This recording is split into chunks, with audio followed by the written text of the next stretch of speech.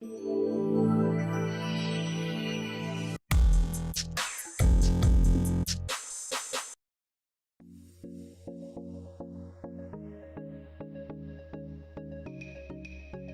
दोस्तों, नमस्कार। कैसे हैं आप सब? आप सभी का स्वागत है हमारे YouTube channel the Venture Network the Navneet Jhanwar talk show में। कहते हैं लहरों से डरकर नैया पार नहीं होती और कोशिश करने वालों की कभी हार नहीं होती। जी हाँ दोस्तों, इस कहावत को सच करके बताया है आज के हमारे अतिथि सचिन जी सोनी, जो आज हमारे बीच अतिथि के रूप में पधारे हैं हमारे इस कार्यक्रम में। सचिन जी, आपका हार्दिक हार्दिक स्वागत है, हमारा अभिनंदन है हमारे YouTube channel the Venture network में। तो आइए कुछ सवाल करते हैं आपकी जर्नी के बारे में, आपके बिजनेस के बारे में, आपकी संस्थाओं के बारे में। तो आपकी जर्नी कैसे शुरुआत रही, आपकी यात्रा, जीवन यात्रा? 1994 में मैंने मेरा 10th कंप्लीट किया। ओके। 10th कंप्लीट करने के बाद जैसे पिताजी बहुत कम उम्र में एक्सपायर हो गए थे, जी जी। तो मेरे को महावीर कैनवेसिंग कंपनी जो किशनगंज में है, अच्छा। उसको ज्वाइन करना पड़ा और वहाँ से मैंने अपनी जीवन की शुरुआत की। अच्छा। तो कॉलेज जाते हुए ऑफिस जाना वहाँ से प्रारंभ किया और वो छोटी उम्र में काम करने की वजह से थोड़ा एक्सपीरियंस लेवल थोड़ा ज़्यादा था। जी जी। और भाई बहनों की जिम्मेदारी भी सर पे थी, तो पढ़ाई मैं करना चाहता था, मतलब ICWA वगैरह करना चाहता था, लेकिन मजबूरन वो तब मैं कर नहीं सका। मैंने BCom फाइनल करके ही ऑफिस को पूरी तरीके से ज्वाइन किया। अच्छा अच्छा। आपकी कैनवेसिंग कंपनी, फिर जैसा प्लास्टिक फैक्ट्री, इस प्रोसेस का ओवरव्यू। जैसे छोटा भाई था, छोटा भाई हाँ। का भी जैसा आ गया था, तो उसको भी एक नई लाइन में डालना था। जी। तो 2005 में हमने एक प्लास्टिक की फैक्ट्री चालू की, जिसमें 2-3 मशीनें थी। हमने वहाँ से काम चालू किया जी। और मेरा जो सपना था ICWA करने का, अच्छा। वो भी मैंने फिर ये प्लास्टिक की फैक्ट्री चलाने के लिए आपको कॉस्टिंग आना जरूरी है। जी जी। अच्छा। तो 2005 में मैंने CWA फिर से ज्वाइन किया, मतलब ओके। एक 5 साल BCom खत्म होने के बाद में। अच्छा। हाँ। सवेरे मॉर्निंग 6:30 की क्लास थी उनकी, अच्छा। और 6:30 से 8:30 बजे तक मैं क्लास जाता था। अच्छा। और 9:30 बजे तक 1 घंटा वहीं पढ़ के जो उन्होंने पढ़ाया उसको रिवाइज कर लेता था। जी जी। और फिर 10 बजे अपनी ऑफिस टाइम थी, तो 10 बजे ऑफिस पहुंच जाता था। अच्छा। तो वैसे करते हुए मैंने CWA के 2 स्टेजेस क्लियर किए। अच्छा अच्छा। और 2007 में मैंने फिर प्लास्टिक फैक्ट्री 7 अगस्त 2007 को मैंने ज्वाइन की। अच्छा अच्छा। तो ज्वाइन करने के बाद जैसे ये Mahavir canvassing company is the only source, मतलब यही मेरी कमाई का जरिया था, तो इसको छोड़ नहीं सकता था। बराबर। और भाई अकेला संभाल नहीं सक रहा था, जी। तो मैंने इसका ऑल्टरनेटिव ये निकाला कि मैंने सवेरे 4 बजे वहाँ पे जाना चालू किया। कहाँ पर? अपने प्लास्टिक फैक्ट्री में सुबह 4 बजे? 4 बजे, 3:30 बजे उठ जाता था। हाँ। और 4 बजे मैं घर से निकल जाता था। ओके। तो 4 बजे से लेके 10 बजे तक मैं प्लास्टिक फैक्ट्री में रहता था। ओके। हाँ। डेली के 5 घंटे मैं वहाँ पे, क्योंकि उसका कुछ भी नॉलेज नहीं था प्लास्टिक इंडस्ट्री का। हाँ, अच्छा। लेकिन कोई चीज़ के पीछे आप 5-5 घंटे डेली का देना चालू कर दो तो हर चीज़ समझ में आने लग जाती है। तो फिर काफ़ी 1 साल में काफ़ी कुछ समझ गया। फिर वहाँ से हमने एक्सपेंशन चालू किया। अच्छा अच्छा। और काफ़ी अच्छी उसमें तरक्की की। और 2008 हमारे लिए बहुत बड़ा टर्निंग पॉइंट था, जब क्रूड ऑयल 120 हो गया था और फिर आते आते दिसंबर तक 45 हो गया था। अच्छा अच्छा। तो वो बहुत बड़ा टर्निंग पॉइंट था हमारी ज़िंदगी का, जहाँ से हमको सफलता प्लास्टिक इंडस्ट्री में मिली। और ये जो 4 बजे वाला प्रोसेस है, ये मैंने 2012 तक इसको कंटिन्यू किया, मतलब डेली 4 साढ़े 4 बजे जाना, वहाँ से 10 बजे महावीर कैनवेसिंग आ जाना। मतलब 2012 मतलब कहाँ से? 2007 से जो मैंने चालू किया, 2007 से 2012 तक 5 साल कंटिन्यू। 5 साल। हाँ हाँ। तो 5 साल में काफ़ी कुछ ये इंडस्ट्री भी सेट हो गई थी। और फिर उसके बाद में 2011 में हमने एक नई प्रिंटिंग मशीनरी, जो कि एशिया में कोई टेक्नोलॉजी थी नहीं। अच्छा अच्छा। एक ग्लास के ऊपर प्रिंट करने की जो मशीनरी थी, हाँ, वो हमने ली। अच्छा। उसको फ्लैट बेड प्रिंटिंग बोलते हैं। अच्छा। तो वो मशीनरी हमने HP से खरीदी। अच्छा। तो वो एशिया की पहली मशीन थी, मतलब ग्लास पे अगर आप कोई प्रिंट करना चाहो, जी, किसी जी। की फोटो बनना चाहो, ओके। तो आपको पहले यही प्रोसेस था कि हाथ से उतार के दिया जाता था। कोई ओहो, प्रिंटिंग वाली टेक्नोलॉजी थी नहीं ग्लास में। अच्छा। तो हमने वो मशीन ली। मशीन लेने के बाद बहुत बड़ा चैलेंज था, क्योंकि एशिया में किसी के पास थी नहीं, थी तो नहीं। हमको लगा बहुत बड़ी अपॉर्चुनिटी है। जी, जी। मशीन तो ले ली। मशीन फैक्ट्री पे आने के बाद में जैसे हम प्रिंट कर रहे हैं, तो आपको पता है कि ग्लास के ऊपर कोई चीज़ ऑब्जर्व नहीं होती। अब जैसे चाय भी गिर जाओ हाँ, तो 2 मिनट के चले। 5 मिनट के बाद में भी आप पहुंचो तो निकल निकल जाती है, जाती कोई ऑब्जर्व नहीं होती। नहीं। तो प्रिंटिंग के साथ भी यही प्रॉब्लम था। प्रिंटिंग जब पकड़ता है, जब कोई चीज़ उसको ऑब्जर्व, जो इंक हो हाँ, उसको ऑब्जर्व होनी चाहिए। हाँ, बराबर। तो ग्लास और टाइल पे कोई चीज़ ऑब्जर्व नहीं होती। अच्छा। तो जब वो खींचेगी नहीं इंक को, तो इंक रुकेगी नहीं उसकी। जी, जी, जी। तो अब मशीन ला ली, प्रिंट करते हैं तो सवेरे प्रिंट रहता है, शाम अच्छा। तक आओ तो प्रिंट पूरा नीचे गिर जाता है, कलर सारा नीचे गिर जाता है। हाँ, हाँ। अब हम तो फंस गए मशीन लेके, और तभी हम एक लेवल पे बढ़ रहे थे, अच्छा। और मेरे को लगा कि ये सारा मेरे को लेके डूबेगा एक दिन। अच्छा। तो अब जो काम मेरा था, जो 12 बजे ऑफिस जाता था सवेरे, हाँ, वो उल्टा हो गया। सवेरे प्लास्टिक फैक्ट्री देखना चालू हो गया, और रात को 9 बजे इसका शटर खोल देते, डिजिटल किसका? प्रिंटिंग वाले का। डिजिटल प्रिंटिंग का 9 बजे? रात में 9 बजे। दिन में तो टाइम था नहीं। पहले प्लास्टिक देखो, फिर कैनवसिंग देखो, फिर टाइम कहाँ है इसको। अब ये सक्सेस हाँ। करना भी जरूरी है, हाँ, हाँ। क्योंकि मेरे रिस्क पे मैंने ये काम चालू किया।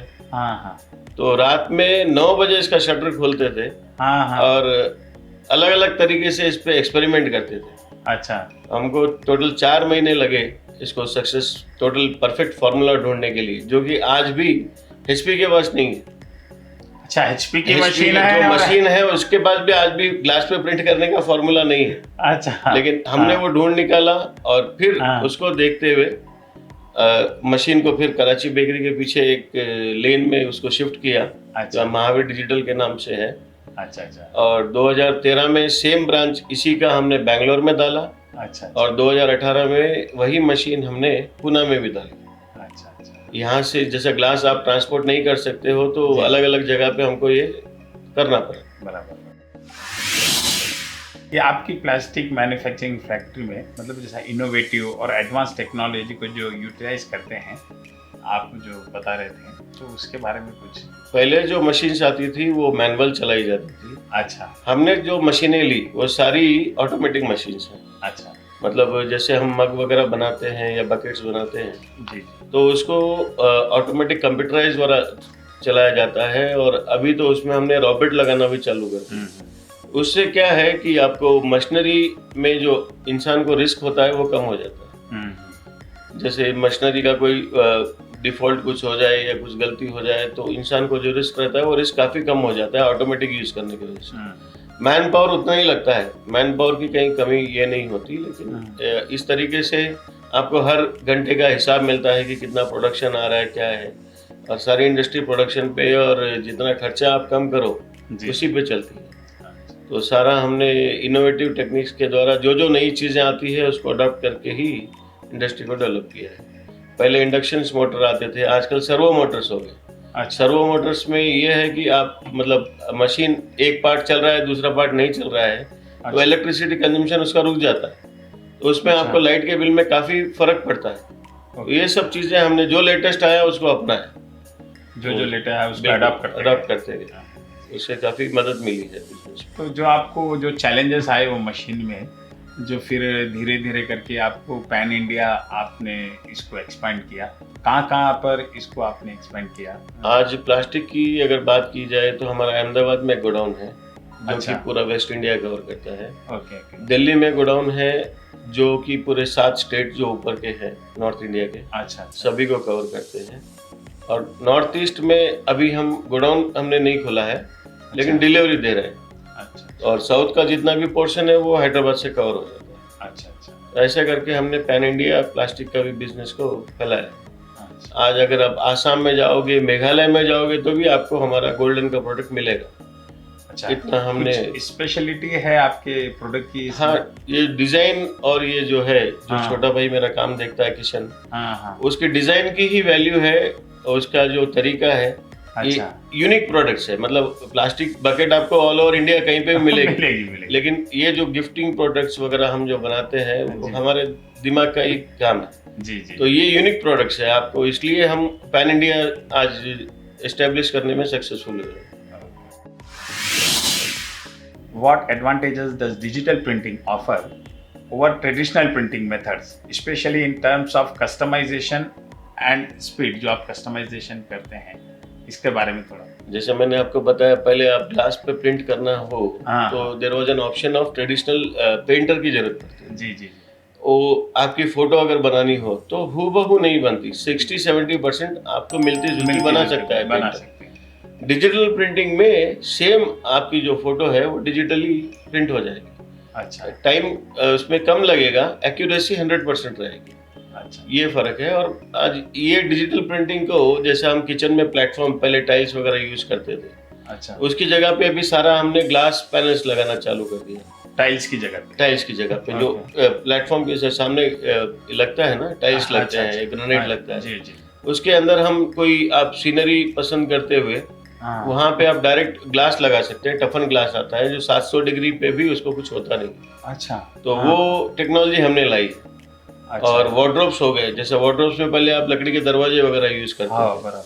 तो हम अभी सिर्फ टफन ग्लास के ऊपर प्रिंट करते हुए जो मनचाही प्रिंट आपकी, और हाँ। कोई भी साइज कोई भी लेवल का, अच्छा। आपको स्लाइडिंग ग्लासेस के रूप में यूज कर सकते हैं। और टेबल टॉप्स हो गए, टेबल पे आपको, जैसा ये टेबल है, टेबल के ऊपर आपको टॉप के ऊपर जो आप चाहो वो प्रिंट करके आप लगा सकते हो। तो ये काफ़ी सब चीज़ें जो है ये इनोवेटिव तरीके से पॉसिबल हुई।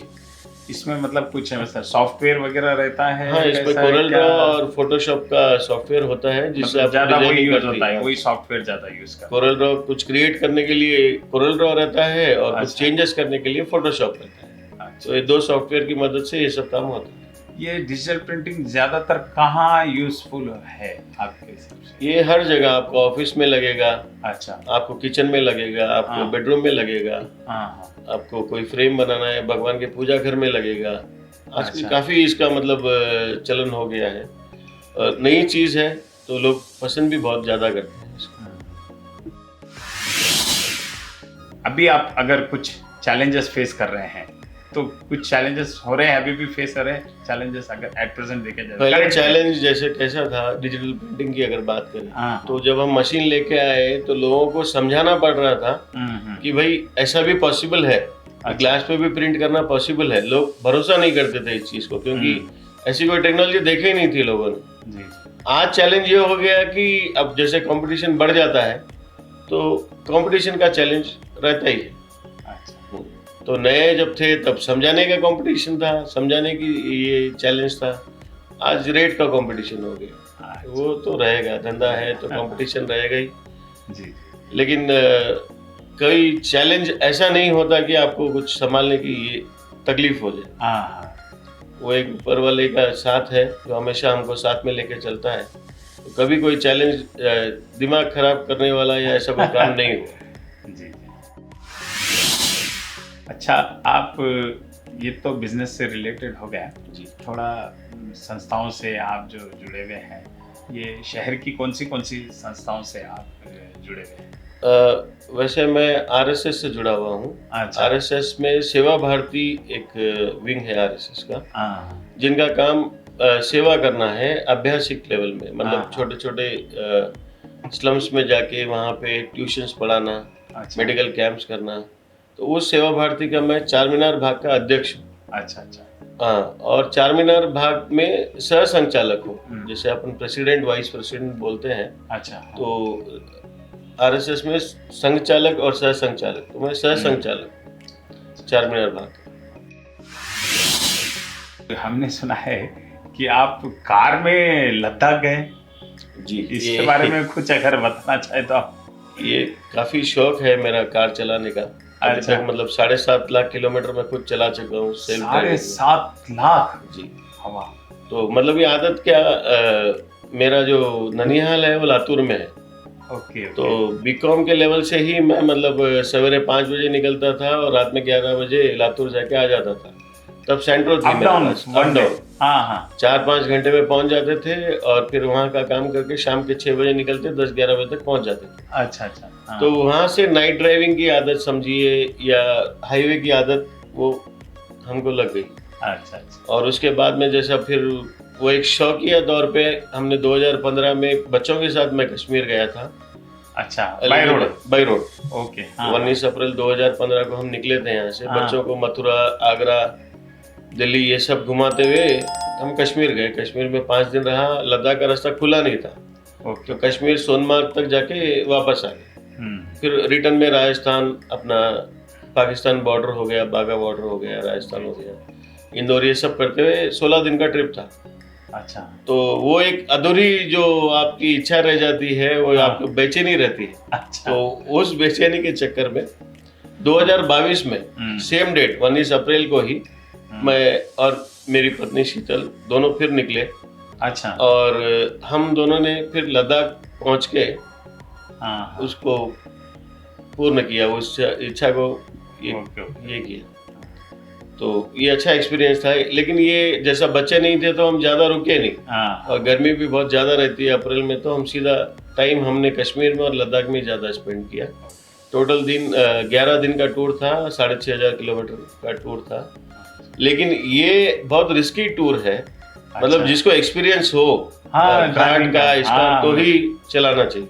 बराबर है। हाँ, मेरे जैसे आदमी 100 किलोमीटर चला बोलते नहीं जाता मैं तो। मेन रोड पे कितना भी किलोमीटर चला अलग हो जाता, लेकिन घाट वाले एरिया पे ज्यादा चलाना, उसको बिना एक्सपीरियंस के एडवाइस नहीं करता हूँ। जो आप स्कूल चलाते हैं, हमने सुना आप जो स्कूल चलाते हैं, जो कोटि विद्या स्कूल, जो राम राम स्कूल जो नाम है, इसका कारण क्या है और ये स्टार्ट करने का विचार क्यों आया और इसकी प्रेरणा कहाँ से मिली? जैसा मैंने बोला आपको कि मैंने महावीर कन्वर्जिंग कंपनी ज्वाइन किया, जो पिताजी की लगाई हुई कंपनी है। तो उसमें लक्ष्मण जी लोहिया पार्टनर है। तो उनका सिस्टम क्या था कि पार्टनरशिप फर्म के पैसे डिवाइड होने के पहले 10% जो है धर्मा दे के निकालने चाहिए। ओहो। जो भी इनकम होती है आपकी, पहले 10% जो है आप धर्म के नाम पे अलग निकालो, जिसका काम सिर्फ धर्म में ही लगना चाहिए।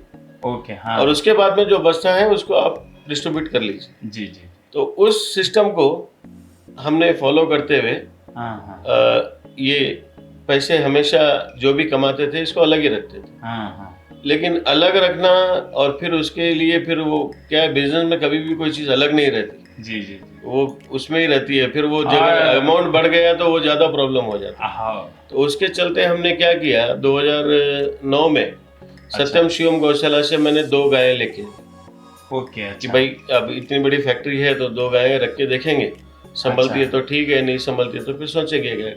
अच्छा। और भगवान की दया से आज 130 गायें हैं अपने पास। आपके पास वहाँ पे? जी। और संभालने वाले सिर्फ 2 ही बंदे हैं। 130 गायों को सिर्फ 2 ही बंदे संभालते हैं। अच्छा, हाँ हाँ। तो वो एक काम वैसे चालू हुआ। और एक बार 2014 की बात है, वॉचमैन जो है गेट पे, उसको बोला गया है कि बच्चों को अंदर आना अलाउड नहीं है। फैक्ट्रीज में मशीनरी होती है, जी। बच्चा कहीं जाएगा कहेगा तो मुश्किल होता है। तो जनरल स्कूल का टाइम 9 से 4 होता है। तो 4 बजे बच्चे आ जाते हैं माँ के तलाश में। माँ अंदर काम करती है, बच्चा आ गया। अब माँ और वॉचमैन लड़ रहे हैं। माँ बोलती है बच्चे को अंदर छोड़ो। ओके, हाँ। और वॉचमैन बोल रहा है कि भाई मैं अंदर नहीं छोड़ सकता क्योंकि कंपनी का रूल है। जी। तो माँ बोल रही है 4 से 6 बच्चे करेगा क्या, बाहर कैसे बैठेगा। अब मैं वहीं सामने ही खड़ा था, तो दोनों की बात भी सही है। ये अपना काम कर रहा है वॉचमैन की भाई बच्चे अंदर छोड़ेंगे तो अंदर मुश्किल हो सकती है। और माँ बोलती है भाई 2-2 घंटे बच्चे बाहर कैसे बैठे। तो हमने इमीडिएट डिसीजन लेके 2014 में एक रूम इनके लिए अलॉट किया और एक टीचर और एक आयामा वहाँ पे लगा के हमने वो स्कूल चालू किया। नाम तो कुछ रखा नहीं था। लोग हमारे डोर पे क्या, इधर राम जी और इधर हनुमान जी की फोटो है। अच्छा अच्छा। ऊपर राम राम लिखा हुआ था। लोग बोलने लगे कि राम राम स्कूल। अच्छा। तो वो हिसाब से राम राम लोगों ने नाम रख दिया कि भाई राम राम स्कूल। अच्छा। धीरे धीरे उसको राम राम कंपनी बोलने लग गए। ओके, हाँ। तो फिर वो 17 बच्चों से उस दिन हमने चालू किया। पहले दिन 17 बच्चे आए थे स्कूल में, लेकिन अलग अलग उम्र के बच्चे थे। क्योंकि वो डे केयर जैसा था कि भाई 9 से लेकर 6 बजे तक हम बच्चों को रखेंगे, आप आराम से काम कीजिए। ओके। जो स्कूल नहीं जाता है वो 9 से 6 यहाँ बैठ सकता है, जो स्कूल जाता है वो 4 बजे के बाद में आके बैठ सकता है। वैसा हमने सिस्टम चालू किया। और फिर बच्चे कम थे तो हमने क्या, गायें तो थी अपने पास, उनका दूध केला उनको देना चालू किया। अच्छा, वही गायों का दूध? वो गायों का दूध ही आज भी हमारे गायों का दूध जैसे नर्सरी LKG UKG, अब तो हाँ, बच्चे हाँ। बहुत हो गए, अच्छा तो अच्छा। भी हम अभी भी दूध पिलाते हैं बच्चों को, अच्छा, अच्छा। अपने गायों का ये दूध पूरा पिलाने सब का फ्री सर्विस है फ्री आपकी? सर्विस क्या? है, पूरा अभी free service एट है। प्रेजेंट आपके मतलब स्कूल में ये कितने बच्चे हैं? अभी पिछले साल 2023 में मार्च में हमने पहला 10th का बैच निकाला है, अच्छा अच्छा। और आज की डेट में मेरे पास 1200 बच्चे हैं, 1200? 1200 बच्चे और हैं, 1200 के 1200 पूरे फ्री? पूरा फ्री, कोई चार्ज नहीं? कोई चार्ज नहीं है, सिर्फ उनको उनके कपड़ों के, बुक्स के, हाँ। शूज के ये पैसे देने होते हैं, महीने के पूरे साल के मिला के कुछ 6000 अमाउंट होता है। अच्छा, तो पूरा उसमें साल का? 4 जोड़ी कपड़े और अच्छा। बुक्स सारी, हाँ हाँ। और बैग, शूज, सॉक्स, बेल्ट सब सारे आ जाते हैं। अच्छा तो वो उनके जो खर्चा है वही है, हाँ हाँ। उसमें भी हमारा योगदान होता है। 6000 में ये सब चीजें नहीं आती, आप नहीं एक आता पैंट है। शर्ट सिलाने जाओ तो 1500 का होता है, बराबर बराबर। तो इसमें भी हमारा योगदान होता है। लेकिन फ्री देने से बच्चे लेके नहीं आ रहे Misuse थे, भी मिसयूज ज्यादा हाँ, हो रहा था, बराबर। इसके लिए ये लगाया गया। अच्छा। तो ये बाकी इसके अलावा उनको 1 रुपया भी देने की जरूरत नहीं, हाँ। ऐसा हमने चालू किया है स्कूल को। ये जैसा मैंने सुना है, ये सनातन धर्म संस्कृति के लिए आपके स्कूल में मतलब कुछ एक्टिविटी है, मतलब वो क्या है? हमने जैसा हिंदी में आपको आ ई से लेके जब 10th तक जाओ तो एक कोर्स होता है, हाँ। वैसा हमने भी सनातन धर्म के हिसाब से LKG के जो बच्चे हो जाते हैं, तो अच्छा। मतलब स्कूल में उनका दूसरा साल रहता है, जी। तो उनको हमने क्या किया, हनुमान चालीसा सिखाना चालू किया। उसको हिंदी पढ़ना नहीं आता, इंग्लिश पढ़ना नहीं आता, अच्छा। लेकिन एक पंडित को हम जैसा डेली क्लास लेते हैं, हाँ तो जब तक वो LKG खत्म करता है उसको हनुमान चालीसा कंठस्थ हो जाता है, LKG के बच्चे? LKG के बच्चों को। हाँ हाँ। और जब वो UKG में आता है तो उसको विष्णु सहस्त्र नाम सिखाते हैं, और अच्छा। फिर फर्स्ट क्लास में श्री सूक्तम, विष्णु सूक्तम जितने भी है वो बाकी जो है वो सिखा देते हैं। वाह, क्या बात। और सेकंड क्लास से भगवत गीता के 2-2 अध्याय, सेकंड क्लास से सेकंड भगवद गीता क्लास से स्टार्ट कर? हाँ भगवत गीता स्टार्ट करते हैं। हाँ हाँ। 9th क्लास तक उसको पूरे 18 अध्याय कंठस्थ हो जाते हैं, भगवद गीता के? भगवत गीता के पूरे 18 अध्याय। वाह, क्या बात। तो हाँ। ये उसको ये तो श्लोक याद भी करवाना और उसका मतलब भी समझाना, समझाना बराबर। जो कि आज जैसे अपने को ये मौका नहीं मिला ये सब सीखने का, करने जी, का। जी, अगर जी, बचपन में सीखा होता तो आज अपने को खाली कोई श्लोक चालू करे तो अपन बोल सकते थे। लेकिन आज हमारे बच्चे बोल सकते हैं। नहीं, ये आप ये बहुत अच्छा। आजकल देखा जाए तो संस्कृत भाषा तो लुप्त होते जा रही हो है। गई है, हाँ, तो इसी को लेकिन आप बचपन जो ये- में थोड़ा टाइम डिवोट करके हाँ। ये सब चीजें मतलब एक प्लान वाइज इनको सिखाया जा रहा है। अच्छा अच्छा। ये आपके स्कूल का जो कैरिकुलम है उसको थोड़ा मतलब जो डिस्क्राइब कर सकते हैं, मेथड, टीचिंग मेथड उसका? पहले तो स्कूल का टाइम मैं आपको बता देता हूँ। जी जी। स्कूल का टाइम हमारे पास 8 बजे खुल जाते हैं स्कूल, अच्छा। हाँ। और शाम में 7 बजे तक खुली रहती है। अच्छा। हाँ। तो इस पे ये टाइम रखने का रीजन ये है कि भाई लेबर जो है वो अच्छा, अपने बच्चों को आराम से स्कूल में छोड़ के जाए। अच्छा। 8 बजे छोड़ के आराम से 9 बजे स्कूल चालू होती है, लेकिन वो स्कूल का गेट खुल जाता है 8 बजे 8 के लिए, बजे। भाई आप अपना बच्चा छोड़ो छोड़ के? और आप अपने काम पे जाओ। अच्छा। और शाम में 6 बजे जब वो ड्यूटी से आते हैं, जब अच्छा। तक हमारे बच्चे हमारे पास ही रहते हैं। 8 बजे तक वॉचमैन रहता है गेट पे, सवेरे 8 से लेके शाम में 8 बजे तक। किसी को लेट हो गया ड्यूटी से आने, कोई 7 बजे की ड्यूटी खत्म होती है, कोई 7:30 की, तो बच्चों को हम संभालते हैं। और उनको शाम में 4 बजे के बाद जो बच्चे रहते हैं उनको भोजन भी करवाते हैं, क्योंकि फिर माँ आएगी, घर लेके जाएगी, खाना बना के खिलाएगी, तब तक तो 8:30-9 बज जाए। तो पूरे 1200 बच्चों को? नहीं, पूरे 1200 नहीं रहते, हाँ। 200-300 बच्चे ही रहते हैं 4 बजे के बाद। Okay okay. जिनकी जो माँ काम नहीं करती वो लोग घर चले जाते लेके चले जाते। अच्छा। तो ये जो रहते हैं इनको भोजन कराने का एक कार्यक्रम भी चलता है। अच्छा। 4 बजे जो रहते हैं उनको स्नैक्स, तो उपमा हो गया, पोहा हो गया, जी जी, ये सब हम करवाते हैं। ओके। और इसमें जो मेथड है, टीचिंग मेथड, हाँ। ये हमने डिजिटल मेथड यूज किया है, प्ले मेथड है। लीड स्कूल जो आज इंडिया का टॉप पब्लिकेशन है, जी जी, उसका हम पूरा पब्लिकेशन यूज कर रहे हैं। ओके। इसमें हर चीज आपको टीवी में दिखा के, टीवी में भी जैसा ब्लड सर्कुलेशन है, जी जी, ब्लड सर्कुलेशन अपने को सिखाया कैसा गया कि भाई ब्लड यहाँ से निकलता है, यहाँ जाता है, तो एक स्टोरी है, अपने को समझ में कुछ नहीं आता, क्योंकि अपने को बॉडी के बारे में कुछ पता ही नहीं। जी जी। लेकिन इनको टीवी में पूरा दिखा रहे हैं कि ब्लड कहाँ से पंप होता है, कहाँ घूमता है, उसके साथ में आर्टरी किसको बोलते हैं, वेन किसको बोलते हैं, अच्छा ये अच्छा 5th क्लास के बच्चों को दिखाया जा रहा है। मतलब क्लास हर क्लास पूरी हर क्लास digital? में पूरी डिजिटल, हर वाह। क्लास में टीवी है। ओके और हाँ अब टीचर, आपको वो एरिया में टीचर मिलना भी बहुत बड़ा चैलेंज है। अच्छा तो हाँ टीचर आपको थोड़ी कम पढ़ी लिखी भी हो हाँ तो हाँ टैब द्वारा ये जो चला के बताते हैं, इसमें कोई डाउट नहीं है कि बच्चे को सीखना ही सीखना है। अच्छा और देखा हुआ ज्यादा याद रहता है सुनने से ज्यादा। बिल्कुल बिल्कुल सही और बात एक है। बार वो सिस्टम समझ जाएगा, फिर उसका बेस स्ट्रांग होना चाहिए। बराबर सही फ्यूचर में अगर 10th तक की पढ़ाई बराबर हो तो फिर आगे उसको फ्यूचर की चिंता करने की जरूरत नहीं है। बात। जी जी जी क्या आप उन सक्सेस स्टूडेंट्स की कोई कहानी जो आपके स्कूल में पढ़े हैं? अभी तो मतलब पिछले साल ही 10th पास किए हैं, हाँ हाँ तो ये बोल सकता हूँ कि जितने भी पास किए हैं सब कॉलेज लेवल में चले गए।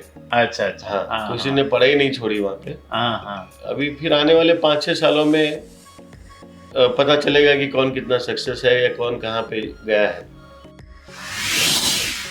ये जो आप काम कर रहे हैं इसका अगर देखा जाए तो मतलब आपका लॉन्ग टर्म गोल क्या है, जो अगर इसके अंदर देखा जाए तो आपका विजन? ऐसा है, देखिए साहब, इंडिया में आपको अब इतना मतलब पिछड़ा हुआ है इंडिया। हाँ तो हाँ मोदी साहब कितना भी कर रहे हैं, लेकिन हाँ। एजुकेशन लेवल में अगर बेस स्ट्रांग ना हो बराबर बराबर तो आप चाइना को कम्पिटिट नहीं कर सकते। अच्छा अच्छा तो हाँ। जैसा चाइना आज यूरोप से मशीन लाके उसकी हूबहू कॉपी 100 बना के आपको देता है, जी जी जी तो मशीन हम यूज कर रहे हैं, सिर्फ जो चाइना बनाता है उसको यूज कर रहे हैं। हाँ हाँ हम बनाते नहीं है, हम उसको यूज कर रहे हैं। मैं चाहता हूं कि इंडिया के जो बच्चे हैं वो भी मशीन बनाए, वो टेक्नोलॉजी इंजीनियर वो लेवल के हो कि मशीनें बनाए। वो लेवल अभी बहुत कम है। हाँ आज का मार्केट जो डिमांड कर रहा है वैसा एजुकेशन हमारे पास अभी नहीं है। मार्केट जो डिमांड कर रहा है जी। वैसा, हाँ तो मतलब उनका एजुकेशन लेवल देखिए, वो मशीन बना के बेचते हैं। जी जी आज हम सिर्फ प्रोडक्ट बना के खुश हैं, तो अगर हम मशीनें बनाए हाँ और हाँ, मशीनें दूसरी कंट्रीज में बेचे तो इंडिया का लेवल कहाँ जाएगा। बराबर उद्देश्य यही है कि भाई चाइना से ऊपर आना हो तो एजुकेशन लेवल को आपको सही करना हो। सही करना है, बिल्कुल बिल्कुल सही और बात है। मैं तो चाहता हूँ कि महेश्वरी समाज में भी ऐसा कुछ इनोवेटिव ये किया जाए कि अपनी जी। जनरेशन, जैसे अभी आप देख रहे हो कोई बीकॉम और CMEC के अलावा कुछ लेता नहीं है। लेता नहीं अब बीकॉम और वहां तक आके रुक जाते हैं बहुत से लोग, काफी लोग। अब अभी काफी लोग CA बनने चालू हुए हैं, जी। लेकिन फिर भी इंजीनियर और डॉक्टर की फील्ड में बहुत कम लोग हैं। जी तो मैं चाहता हूँ कि वो उस तरफ महेश्वरी समाज बढ़े, जी हर समाज बढ़े। बराबर बराबर। ये स्कूल के बाद में भी आपके पास वहाँ पे कुछ एक्टिविटी जैसा होती है, डांस क्लासेस है, कुछ क्लिनिक है? एक्स्ट्रा कुछ करिकुलम उससे- एक्टिविटीज बहुत सारे हैं, जैसे हम हाँ। 4 से 6 में इनको कराटे भी सिखाते हैं। 4 से 6 के बीच? 4 से 6 जैसा ओके। स्कूल को डिस्टर्ब ना करते हुए, हाँ हाँ जो जरूरी है वो तो स्कूल में सिखाते ही हैं। बराबर बराबर। एक्स्ट्रा करिकुलर एक्टिविटीज के लिए हमने पियानो क्लासेस है, ओके ओके कराटे क्लासेस है अच्छा और डांस क्लासेस है। 3 क्लासेस एक्स्ट्रा है। अच्छा अच्छा और हर हफ्ते में एक बार ड्राइंग क्लासेस सभी को रहता है। अच्छा तो ये सब छोटे छोटे स्कूल है, जैसे हमने नाम रखा है कोटि विद्या स्कूल। हाँ हाँ उसका मेन उद्देश्य, कोटि जैसे संस्कृत का शब्द हुआ जिसका मतलब हुआ करोड़, करोड़ और उसका और एक शब्द का मतलब है उच्चतम। जैसा अपन बोलते हैं 33 कोटि हाँ, देवी 33 देवता, कोटि ये- यानी 33 उच्चतम देवी देवता। हाँ, दे बराबर। तो हमारा स्कूल का नाम वो हिसाब से ही लगा है कि 33 करोड़ नमूने की उनको विद्या दी जाए, पूरे करोड़ों विद्या उनको अरे मिले वाह, क्या और उच्चतम लेवल पे मिले। जी तो एक ही वर्ड के 2 मीनिंग दोनों पूर्ण करना हमारा उद्देश्य है। जी जी एक तो उच्च विद्या दी जाए और करोड़ों विद्या दी जाए। हाँ हाँ हमने इनके लिए साइकिल भी लाके रखी है, साइकिल भी सिखाते हैं वहीं स्कूल में? स्कूल में साइकिल भी सिखाते हैं। और अच्छा बच्चों को जब मम्मी ना हो, जैसा उनकी मदर जो है फैक्ट्रीज वगैरह में काम करने जाती है, अच्छा तो उसमें जब वो इमरजेंसी में खाना भी बना सके, क्या क्या बना सकते हैं वो भी सिखाते हैं बच्चों को। बच्चों को। तो ये सैटरडे हमारा नो बैग डे होता है, सैटरडे में ये सारी एक्टिविटी करते हैं। अच्छा अच्छा अच्छा सैटरडे स्कूल नहीं रखे? मतलब स्कूल बैग नहीं लाना होता अच्छा, है, बैग। एक्स्ट्रा करिकुलर एक्टिविटीज जो भी रहती है वो सैटरडे को हम करते हैं।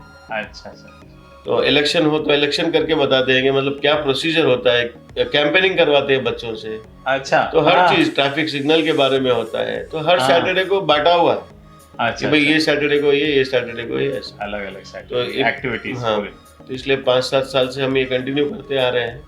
और काफी चेंजेस है बच्चों में। ये बहुत अच्छा दिखा, खाना बनाने भी हाँ, सिखाते हैं इमरजेंसी में। ये बहुत जैसे सैंडविच वो बना सकते हैं, मैगी बना सकते हैं, पोहा बना सकते हैं, हर चीज उनको वही लाते हैं, वही बनाते हैं। वो सब हम सिखाते हैं। अच्छा, ये एक सुना कि आपने 104 बार ब्लड डोनेट किया। जी, मेरा actually blood group O negative है। ओहो, बहुत रेयर है ये तो, ओ नेगेटिव। हर पिक्चर में आपको बोलते हैं ना ओ नेगेटिव है, मिल नहीं रहा। तो वही सिचुएशन होती है हर जगह। तो बहुत बार तो मतलब 3 महीने में 2 बार भी देना पड़ गया। अच्छा। तो साल में 6 बार तो कम से कम देते ही हैं। जैसा बोला जाता है कि 4 बार के ऊपर नहीं देना चाहिए। ओके। लेकिन अगर शरीर स्वस्थ है इसलिए हीमोग्लोबिन भी बन जाता है। तो 2022 11 फरवरी को मैंने 100 डोनेशन किए थे। 100 कंप्लीट हुआ था। ओके। और उसके बाद में अभी तक 4 फिर दे दिए मैंने। 104 हो गया अभी। ओ नेगेटिव के लिए आपको कोई ये नहीं है, रात में 2 बजे फोन आएगा तो भी आपको भागना पड़ेगा। अब ये गॉड ने आपको ये ब्लड दिया है, आपको कुछ नहीं कर सकते, आपको बांटना ही बांटना है। शायद मैं समझता हूँ बहुत कम रहता है ओ नेगेटिव कम रहता है, मिलता कम है। तो बड़े बड़े ऑपरेशन रुक जाते हैं। जैसा बाईपास आपको करना हो तो मिनिमम रिक्वायरमेंट 6 यूनिट की होती है। तो 6 यूनिट जब तक ओ नेगेटिव जमा ना हो ऑपरेशन करते नहीं है। तो लोग बहुत मिन्नतें करते हैं कि भाई आप कुछ भी करो, आके जाओ, आपको चाहे तो लेके आएंगे, लेके जाएंगे, सब करेंगे। तो कोई जरूरत नहीं है। हम जाते हैं, उनको फोन भी नहीं करते, पेशेंट का नाम ले लेते हैं, ब्लड बैंक में जाते हैं, दे देते हैं, पेशेंट का नाम लिखा देते हैं। वहां से निकलने के बाद सामने वाले को फोन कर देते हैं कि भाई हमने दे दिया, आप जाके देख लेना। नहीं तो फिर उनको फिर वो बोलेगा चलो जूस पियेंगे, वो फॉर्मेलिटीज नहीं। और उसको हम कोई दे रहे हैं, कोई बड़ा काम नहीं कर रहे हैं, जो ऊपर वाले ने दिया है वही आगे दे रहे हैं। बराबर। और सबको देना चाहिए, ब्लड देना अच्छा है। अच्छा, तो भले ही कोई भी ग्रुप होने दो, डिमांड ना हो तो आप ब्लड बैंक में दे दीजिए, लेकिन हर 3 महीने में, जवान हो तो 3 महीने में दीजिए, उम्र ज्यादा हो गई तो 6 महीने में दीजिए। अच्छा, लेकिन ब्लड देना चाहिए। जब तक आपको ब्लड लेने की जरूरत ना पड़े, आपको उसकी वैल्यू नहीं मालूम पड़ती। बराबर, सही बात। ये बात। एक वहाँ की कुछ गवर्नमेंट स्कूल भी आपने कुछ टेक ओवर किए हैं? जी, हमारे पास अब जगह है नहीं सर। 1200 बच्चों की बिल्डिंग थी, 1200 बच्चे फुल हो गए। अच्छा, गवर्नमेंट स्कूल के पास 2 एकड़ की जगह है वहाँ पे। ओके। तो उसमें जब मैं गया, वो मेरे को बुलाए थे कि साहब आप इतना सेवा कर रहे हो, एक बार हमारे स्कूल देखिए। मैं जब गया तो उसमें न लाइट था, न फैन था, न बेंचेस थे, न डोर को दरवाजा था। और ये सब खुला रहने की वजह से लोग आके वहाँ पे पीना वीना सब चालू था, और बॉटल फेंक के क्लास में चले जाते थे। और सवेरे बच्चे आके फिर साफ करते थे, बॉटलों को निकाल के फेंकते थे। तो हालत बहुत ख़राब थी स्कूल की। जब मैं गया तो फिर मैंने उसको काफ़ी रेनोवेट किया, और सारी बाउंड्री वॉल को मैंने वापस उठाया। काफ़ी कुछ गिर गई थी, लोग अंदर पार्किंग करना चालू कर दिए थे। तो सारी बाउंड्री वॉल्स लगाई और गेट लगाया, सारे दरवाजे मैंने ठीक कराए, लाइट फैन लगवाया, बोर्ड्स लगवाए क्लासेस में, फिर सारी बेंचेस खरीद के वहाँ पे मैंने भिजाई। अच्छा। तो अभी वहाँ पे पहले 5वीं तक थी, अब अभी 10वीं तक जाएगी। ओके। तो काफ़ी रेनोवेट किया है। और पहले 60 बच्चे थे लास्ट ईयर तक उसमें, गवर्नमेंट स्कूल में। आज 280 बच्चे। जो गवर्नमेंट स्कूल में आप जो लगाए उसमें भी पूरे डिजिटल क्लासेस वगैरह सब सेट करें? नहीं, डिजिटल अभी सेट नहीं किए, क्योंकि टीचरों को ट्रेनिंग नहीं है। अच्छा, ओके। तो टीचर जब ट्रेंड हो जाएंगे तब डिजिटल उसमें चालू करेंगे। अभी पहले दूसरा साल ही है, पहले पिछला साल तो रिनोवेशन में ही चला गया। ओके। ये जो साल है वो अभी स्ट्रेंथ आई है। अच्छा। तो अगले साल से हम उसको भी सारे डिजिटलाइज कर देंगे। ये स्कूल चलाने के लिए जो ऑपरेशनल चैलेंजेस आते हैं, तो उसको मतलब क्या क्या चैलेंजेस आते हैं और कैसे उसको ओवरकम करते हैं आप? स्कूल में लिए सबसे बड़ा चैलेंज है कि सबसे पहला चैलेंज है टीचर्स। आपको वो क्वालिटी टीचर्स नहीं मिलते हैं। एरिया भी बैकवर्ड एरिया है। जी। तो टीचर्स नहीं मिलते, और टीचर्स को जैसा डेली हम 4 से 5 शाम में बैठ के, प्रिंसिपल सर जो भी हो, वो इंग्लिश प्रैक्टिस करवाते हैं। उनके पीछे भी मेहनत काफ़ी करनी पड़ती है। टीचर्स ट्रेनिंग भी आप वहाँ प्रोवाइड करते हैं? टीचर्स ट्रेनिंग प्रोवाइड करते हैं। तो उसके बावजूद भी अब ये लेवल में नहीं सिखा सकते। अच्छा। ये उम्र आने के बाद में आप वो सीखेंगे कब और सिखाएंगे कब? जी। तो वो एक चैलेंज रहता है कभी। लेकिन अभी जो मेरी टीम है वो काफ़ी स्ट्रांग होगी। ओके ओके, कितने 2 लोगों साल की से। टीम है अभी आपकी? अभी टोटल 35 टीचर है मेरे पास। पिछले साल से जैसे लीड पब्लिकेशन हमने लिया है, हाँ तो हाँ, काफ़ी कुछ सीख चुके और रिस्पॉन्स भी दिख रहा है बच्चों में। जी जी, आपको यूकेजी फर्स्ट क्लास के बच्चे भी इंग्लिश में बात करते हुए दिखेंगे। ओके, अभी इनकी रिस्पॉन्सिबिलिटी कैसे है सर? इनके माँ-बाप जो है वो ज़रा लेबर क्लास के रहते हैं। जी जी, उनसे ज़्यादा एक्सपेक्ट नहीं कर सकते कि भाई होमवर्क कराएँगे, ये करेंगे, वो करेंगे। बराबर। तो इसलिए हम पूरा ज़िम्मेदारी हम लेके ही करवाते हैं। वैसे भी 4 बजे तक स्कूल है, स्कूल एक्टिविटी के बाद में जो बच्चा होमवर्क करना चाहे वो करना हाँ, वो चाहे कर वो सकता स्कूल है। में ही हो जाता है। जी हाँ। सब यही एक मेरे को एक ये है, इतना टाइम आप कैसा मैनेज कर लेते हैं? इतना सब करके इतना टाइम मैनेज कर लेते हैं। और फिर मैं ये भी सुना हूँ कि आप सुबह में 9th क्लास और 10th क्लास के बच्चों को सोशल भी पढ़ाते हैं, तो इतना टाइम कैसा मैनेज होता है आपका इतनी सबके साथ? सर, ये 4 बजे की उठने की आदत एक बार लग गई ना, ये जाती नहीं। अच्छा, सबसे पहली बीमारी तो वो है। अभी भी 4 बजे उठ जाते हैं? अभी भी 4 बजे उठना ही उठना है। अच्छा, हाँ। तो 4 बजे उठ के अब जैसे इनको हम 6:30 बजे बुलाते हैं। अच्छा, तो 10th क्लास को पिछले साल क्या हुआ था, एनुअल डे था हमारा, दिसंबर के महीने में एनुअल डे रखा था। ओके। और एनुअल डे मतलब 1 महीने की सारी तैयारी होती है इसकी। जी, जी। डांस ये वो सब जी। काफ़ी चीज़ें। जी। तो उस चक्कर में इनकी थोड़ी पढ़ाई डिस्टर्ब हो गई। हाँ। और सोशल में 21 चैप्टर्स थे, जिसमें 8 या 10 पेंडिंग थे। प्लान के हिसाब से दिसंबर तक खत्म हो जाना चाहिए था, लेकिन वो हाँ। हुए नहीं थे।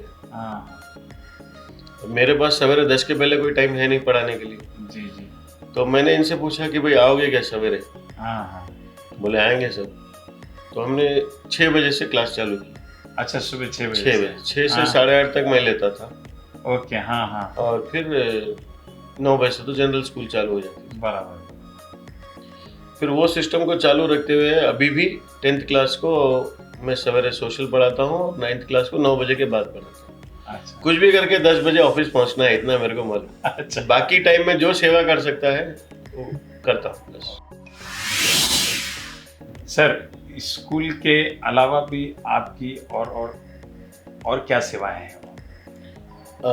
स्कूल के अलावा एक संजीवनी क्लिनिक करके हम चलाते हैं, अच्छा, जो 2017 में हमने स्कूल की नई बिल्डिंग लगाई थी। जी, जी। तो वो बिल्डिंग खाली क्यों रखें, इसलिए एक डॉक्टर आया था हमारे पास। अच्छा, अच्छा। तो हमने उनसे रिक्वेस्ट की कि भाई आप यहाँ पे जैसे हम तनख्वाह दे देंगे आपको, आप सेवा करेंगे क्या? ओके, हाँ। तो जब उन्होंने हाँ बोला तो तब से हमने 2 डॉक्टर और 2 नर्स ऐसा लगा के संजीवनी क्लिनिक नाम से संजीव स्कूल में है? स्कूल की बिल्डिंग में ही ओके, ओके। हाँ। शाम में और सवेरे 10 बजे से 1 बजे तक और ओके। शाम में 5 बजे से 9 बजे तक। एक जी, डॉक्टर, जी। एक नर्स सवेरे, एक डॉक्टर, एक नर्स शाम को। ये ओके। सेवा हमने चालू की। जी, जी, जी। कोरोना के बाद में जैसे स्कूल और हॉस्पिटल दोनों एक जगह प्रॉब्लम हो रहा था, तो फिर मॉर्निंग का हमने बंद कर दिया। अच्छा, अच्छा। तो अभी शाम में एक डॉक्टर, एक नर्स देखती है। जी। उसके अलावा मेरी वाइफ शीतल सोनी जो है वो एक्यूपंक्चर, एक्यूप्रेशर का काम देखते हैं। अच्छा, आपकी उनका- मिसेस मतलब एक्यूपंक्चर मतलब डॉक्टर, हाँ, थेरेपिस्ट है। थेरेपिस्ट है? ओके। तो वो भी वहाँ पे मंगलवार और शनिवार को उनकी फ्री सेवा वहाँ रहती है। अच्छा, और यहाँ पे रामकोट पे सोमवार और शुक्रवार को देखते हैं। अच्छा, अच्छा। तो- रामकोट में भी उनकी सेवा है? उनके हाँ, रामकोट में भी है। और रामकोट में कहाँ पर है?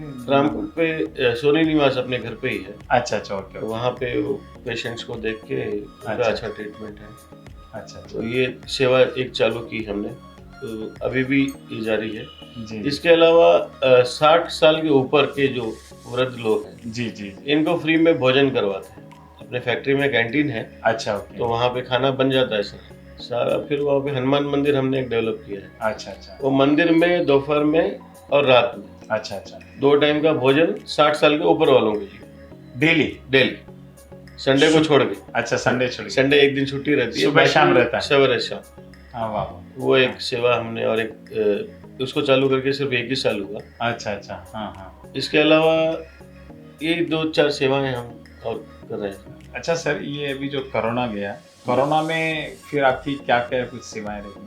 कोरोना में हमने एक मैसेज छोड़ा था ऑल ओवर इंडिया कि कोई भी राजस्थानी बंधु अच्छा, जिन अपने माँ बाप कोई खो दिया है या किसी का कोई खास कुछ एक्सपायर हुआ है, जी, जी, जी। तो उन बच्चों को हमने लेने का रिक्वेस्ट भिजाया था, ऑल ओवर इंडिया भिजाया था कि भाई कोई ऐसा हादसा किसी को नज़र में आता है ओके, तो जिनके माँ बाप नहीं है ये हाँ। कोरोना की वजह से चले गए हैं तो उनको हम गोद ले लेंगे करके Adopt, हमने हाँ, अडॉप्ट right, कर लेने का मैसेज भिजाया था, जिसमें हमको 2 लड़कियां जैसे महाराष्ट्र से आई थी। अच्छा हाँ हाँ 10 और 11 साल की लड़की थी। हाँ। उनके पिताजी एक्सपायर हो गए ओके और हाँ, माताजी की उम्र छोटी रहने की वजह से फिर उन्होंने दोनों लड़कियों को हमारे भरोसे फिर ये कर दिया और अभी हमारे साथ ही रह रही है। हमारा उद्देश्य था कि मतलब 10-15 लोग आएंगे तो एक स्माइल फाउंडेशन के नाम से हमने खोल रखा है। अच्छा तो उसमें सब लोगों को अडॉप्शन करके उसमें करेंगे करके प्रोग्राम था। स्माइल फाउंडेशन के अंतर्गत क्या है स्माइल फाउंडेशन का कार्यक्रम यही था कि जो भी अनाथ बच्चे रहते हैं जिनके माँ बाप नहीं है, अच्छा अच्छा तो हाँ, उनको जैसे स्कूल तो अपने पास है ही, तो जी, जी। पढ़ाने का टेंशन नहीं है जी जी और भोजन की व्यवस्था कैंटीन में है तो वो भी टेंशन नहीं है, बराबर। रहने का ही और है। तो हम हमारी देख रेख में करेंगे करके फाउंडेशन चालू किया था। अच्छा अच्छा लेकिन वो 2 ही लड़कियां आई और लड़कियों को हम अलग से रख नहीं सकते तो फिर बराबर। हमने उन्होंने घर में ही रख लिया। अच्छा अच्छा आज आके 3 साल हो गया, घर में ही है, आराम से रह रही है। ओके ओके तो ये कुछ सेवाएं हम ये भी है समझिए। बढ़िया बढ़िया एक सेवा और जो वृद्धाश्रम बनाने का है वो अच्छा एक पेंडिंग रहेगा। अच्छा भोजन का काम तो चालू कर दिया है, चालू वो कर एक दिया। काम लाइफ में एक पेंडिंग रहेगा हाँ जो हाँ कि कभी ना कभी करेंगे उसको। बहुत सुंदर सेवाएं सर, सर्विसेज आपकी बहुत। सर अभी लास्ट क्वेश्चन की और आते हैं हम कि आपकी जर्नी में से अगर टॉप 3 लेसन्स अगर आप देना चाहे, शेयर करना चाहें तो कौन से 3 लेसन्स दे सकते हैं? अगर ऑडियंस को, श्रोताओं को बताना चाहे तो टॉप 3 लेसन्स। सर मेरे एक जिंदगी का वाकया है। जैसे हम घर में बैठे थे जी तो बाजू घर वाले शक्कर लेने आए कि भाई एक अच्छा। कटोरी लेके आए शक्कर। तो मैं मम्मी को बोला शक्कर पूछ रहे हैं, शक्कर दे दो। वो जाने के बाद मैं बोला ये तो रोज आ रहे हैं, कभी बोलते पत्ती दो, कभी बोलते शक्कर दो, ये हाँ। क्या है, अच्छा हाँ ये क्या तमाशा बना के रखा है। तो मम्मी ने बोला जब उसके घर में नहीं है तो एक दिल को मार के वो तेरे पास पूछने के लिए आ रही, हाँ वो आने के बाद में तेरा क्या काम होना चाहिए कि भाई उसकी घर की परिस्थिति क्या होगी तू सोच हाँ कि वो रोज आ रही है, यानी शक्कर और पत्ती के भी पैसे नहीं है उनके पास हाँ हाँ और उसकी मदद करने की जगह तो उल्टा सोच रहा है, हाँ हाँ तो कैसे होगा। तो वो एक जो थॉट मम्मी ने दी मेरे को, अच्छा वहां से मतलब थिंकिंग प्रोसेस ही सारा बदल गया। जी जी जी और उसकी जगह मम्मी बोलती थी हाँ रे भाई ये क्या है बोले तो माइंड में दूसरे दिन मम्मी को बिना पूछे ही मैं बोलता था नहीं है जाओ। बराबर हाँ। लेकिन वहां से एक जो थिंकिंग प्रोसेस बदल गया। तो लाइफ का पहला लेसन मैंने सीखा, आपके पास अगर हो जी तो आप पहले दूसरे की मदद करो। लाखों में से एक को चुनता है ये काम के लिए ऊपर वाला। बराबर आप करोड़ों रुपए लेके बैठो, आपको सेवा नहीं मिलेगी, नहीं मिलेगी नहीं मिलेगी वो उसको भी सेवा करने वाला चाहिए, दिखावा करने वाला नहीं चाहिए। बराबर तो आपको अगर ये काम के लिए चुना हो तो आप बहुत किस्मत वाले हो कि आपके हाथ से ये काम करवा रहा है, जी नहीं तो उसके पास लाखों बैठे हैं करने वाले। हाँ हाँ तो ये बहुत आपका सौभाग्य है, समझिए कि आपको ये मौका मिल रहा है। हाँ तो पहला लेसन यही है कि भाई आप सेवा करो, आपके पास हो तो आप सेवा करो। और दूसरा जो मैंने 4 बजे जाके जो प्लास्टिक इंडस्ट्री संभाला, जी जी उसमें चाहिए पेशेंस। बराबर मैं कभी आगे का प्लान करके नहीं चलता, बहुत लंबा प्लान नहीं करता, सिर्फ आज अच्छा। का प्लान करता हूँ। ओके तो आज अगर मैं मेहनत कर रहा हूँ ना, उसका रिजल्ट मेरे को आगे की लाइफ में कभी ना कभी मिलेगा ही मिलेगा। तो इसके लिए पेशेंस चाहिए आपको। वो बोलते हैं ना भगवान ने क्या बोला, कम कर्म कर देते हैं, फल की इच्छा मत करो। तो ये प्रिंसिपल को आप फॉलो कीजिए। ज्यादा आगे बड़ी बड़ी प्लानिंग बनाने की जरूरत नहीं है। ठीक है, बिजनेस में प्लानिंग बनाना पड़ता है, वो ठीक है, लेकिन लाइफ में आपको प्लान करने की जरूरत नहीं है, आपको कर्म करने की जरूरत है। वो सिर्फ वो कीजिए। वो कर्म के ही फल है जो आज ये लेवल पे इंडस्ट्री ग्रो की है। कोई प्लानिंग, मैं किराए से मैंने चालू की थी जर्नी। 3000 स्क्वायर फीट शेड मैंने किराए से लेके चालू किया था, आज 2 लाख स्क्वायर फीट मेरे खुद के हैं। अच्छा हाँ। तो ये जर्नी को कभी प्लान नहीं किया, जी कभी जिंदगी में सोचा नहीं कि किराए को भी मैं कभी खरीदूंगा करके। हाँ। लेकिन जो काम मैंने किया उसका फल स्वरूप ये है। जी जी ये दूसरा लेसन है, पेशेंस हो गया। पेशेंस हो गया। तीसरा तो बस करना ही है, लाइफ को आप जितना हो सके सेवा में डालते जाइए।